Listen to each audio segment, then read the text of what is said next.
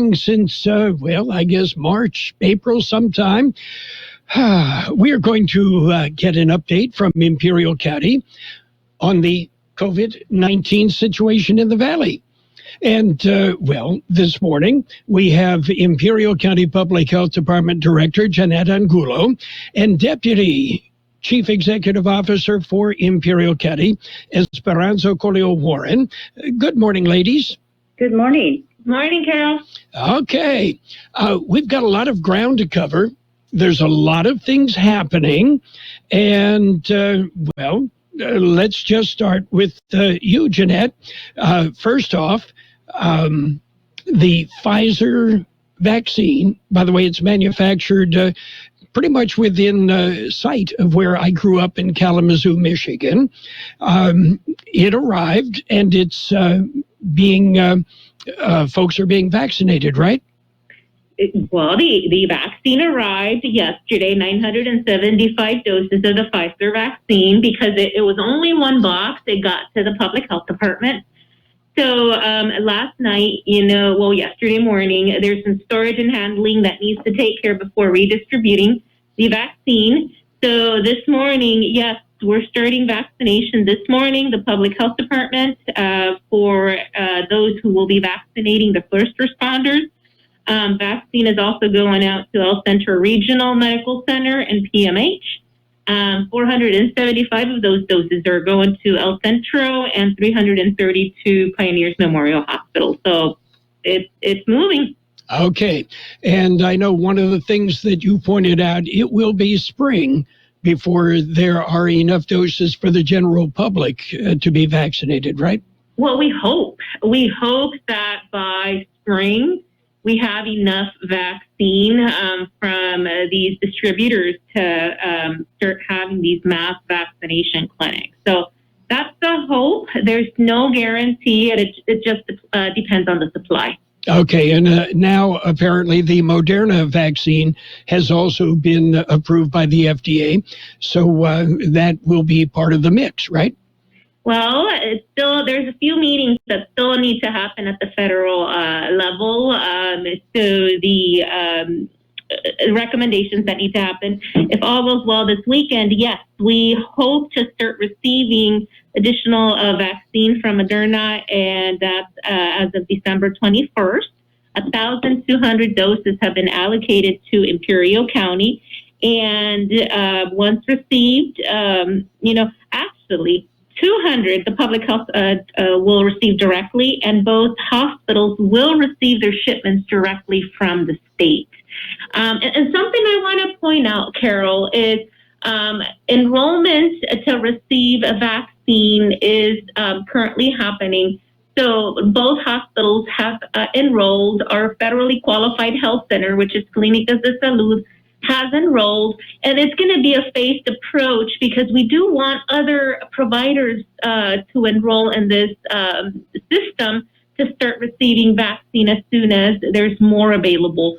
So, for example, local medical providers, pharmacies, those who usually provide vaccines will have an opportunity to enroll, and the state anticipates opening that process in January, which is like 2 weeks from today. So we're excited that we're not going to be the only ones vaccinating our community. Public health can't do it alone. So.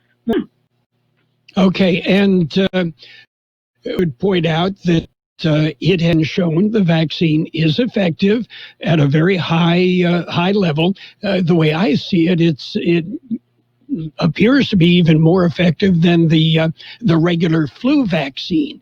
That's oftentimes a 50 to 60% chance of working. So it appears to be effective, and it appears to be safe. You're right. And, the FDA, the Food and Drug Administration, they've established some very rigorous standards for COVID-19 clinical trials, and, health experts evaluate the scientific data to determine the safety and effectiveness of vaccines. And then California also established a scientific safety review work group. And it's, that group itself is made up of nationally recognized, immunization providers, public health, academic, and other subject matter experts. and they do another level of review of all the scientific and safety data prior to the distribution in our state. So, yes, we're trying our best to keep on top of all this information, and safety is one of the key areas that we keep a close eye on. Okay. And the hospitals, I know the updates that we have seen, both El Centro Regional and Pioneers Memorial Hospital, they've been slammed. Basically, they are operating at capacity and above.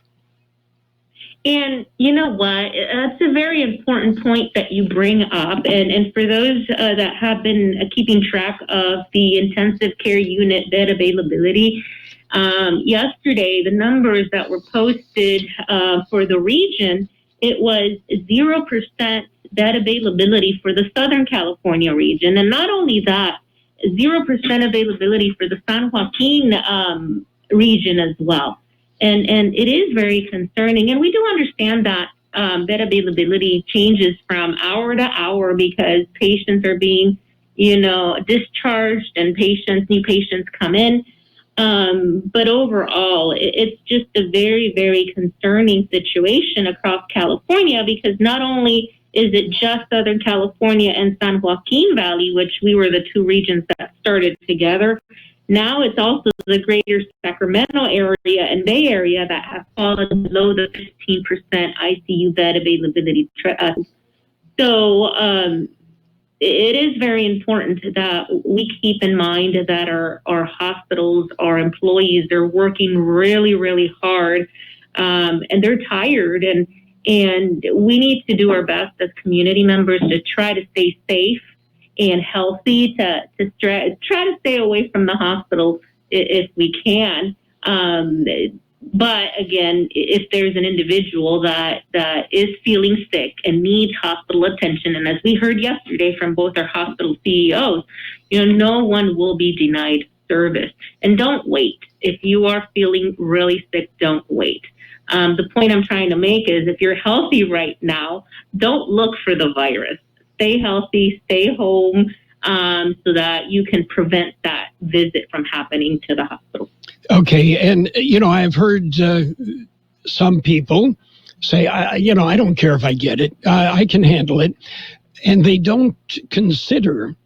They're looking at things very selfishly.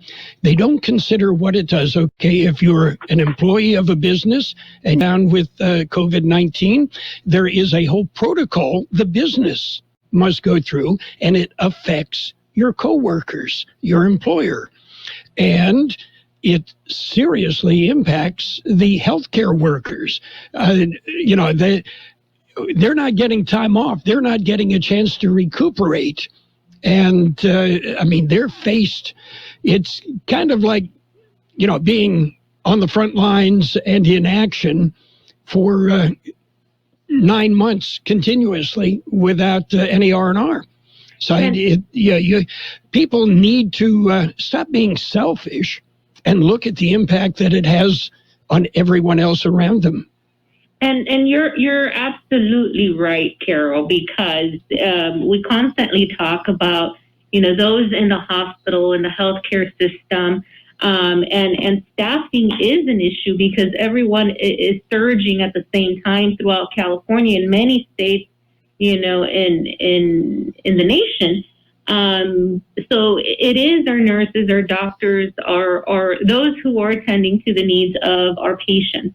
But it's also, you're right, or those at retail stores that we expose them, to the virus. It's our families, it's our children, it's our parents. And let me tell you, I was looking at our current trends, our age groups, and our deaths. And I don't know if you noticed, but we've been adding additional deaths to the younger group. Yes. To the younger age group. And earlier this week, we reported a death, unfortunately, for the age group of 20 to 29.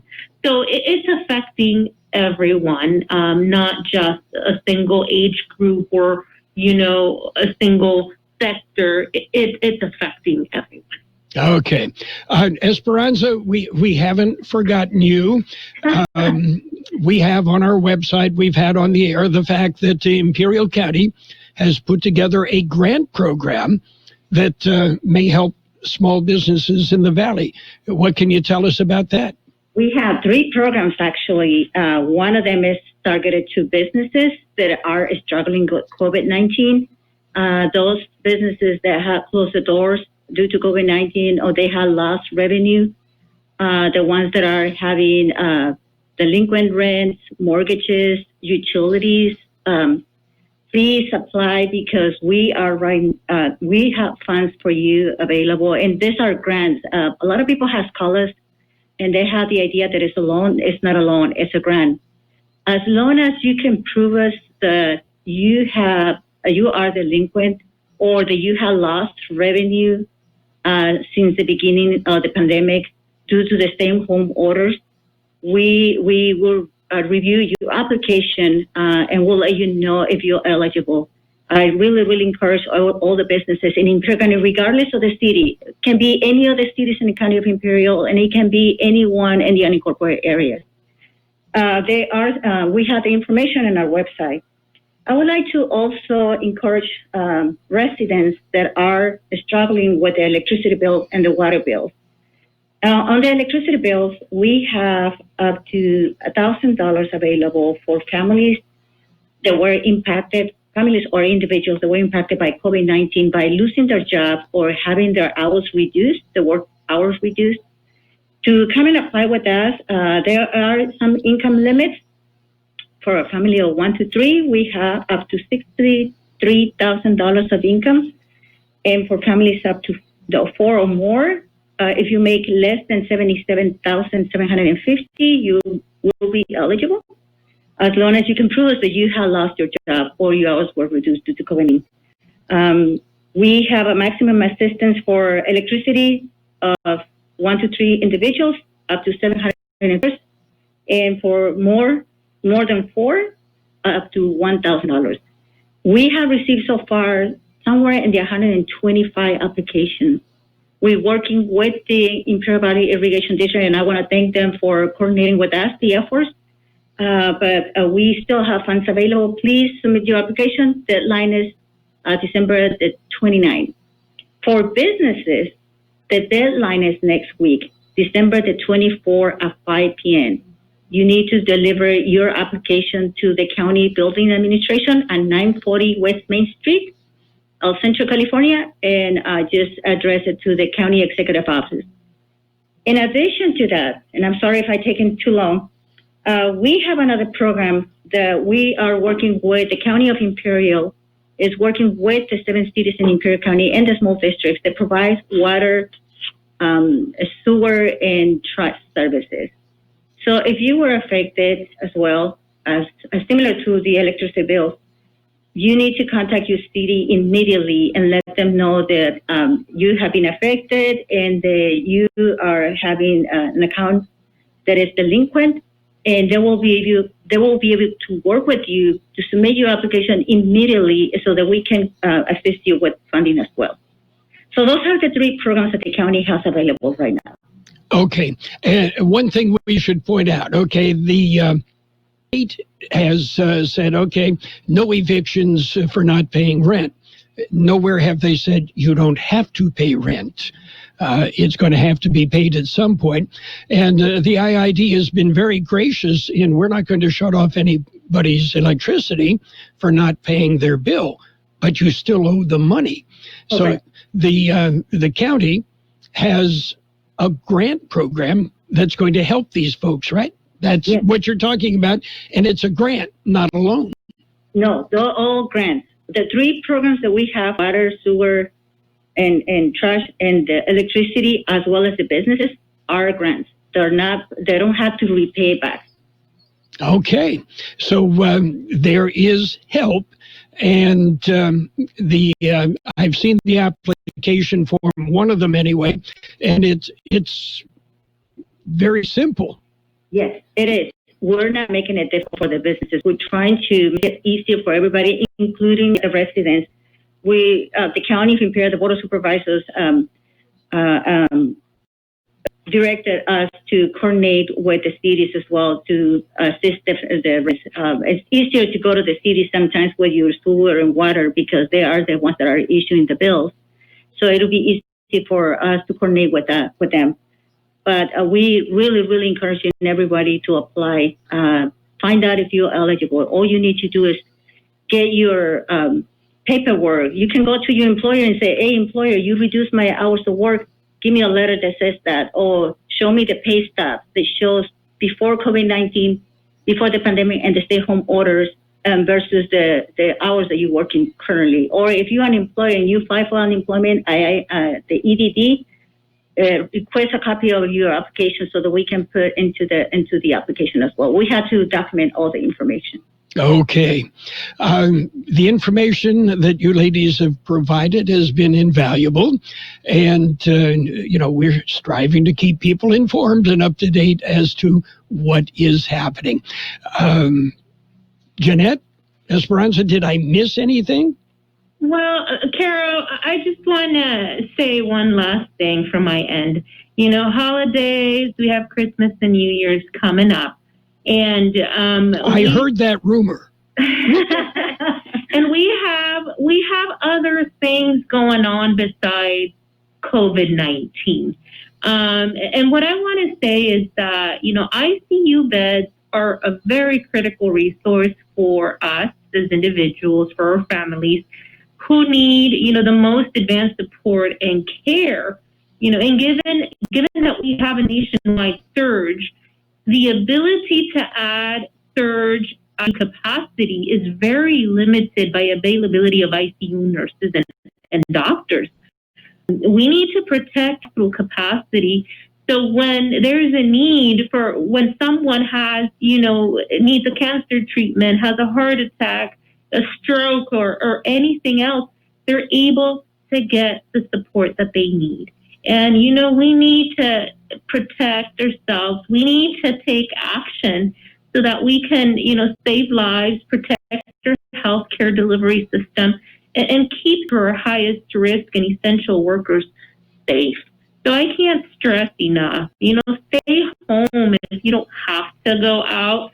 Don't gather and expose your family or expose yourself or others. Just practice all those good preventions that we've been, talking about for months now. So, I want to wish everyone, very happy holidays and please stay safe. Okay. And if you gather with the family, do it on Zoom or FaceTime. Yes, that is correct. Or Messenger. You got it. Messenger. Okay, ladies, we will not meet next week or the week after, because I'm going to take a day off. It's Christmas a week from today and New Year's right after that. So, we'll keep everybody updated, of course. The world doesn't come to an end, but we appreciate the updated information. And we will remind people that, we're constantly getting the information from the county and from the hospitals and keeping you informed. Ladies, have a very Merry Christmas and a very subdued New Year. Thank you. Likewise. Take care, Carol. Goodbye. Bye.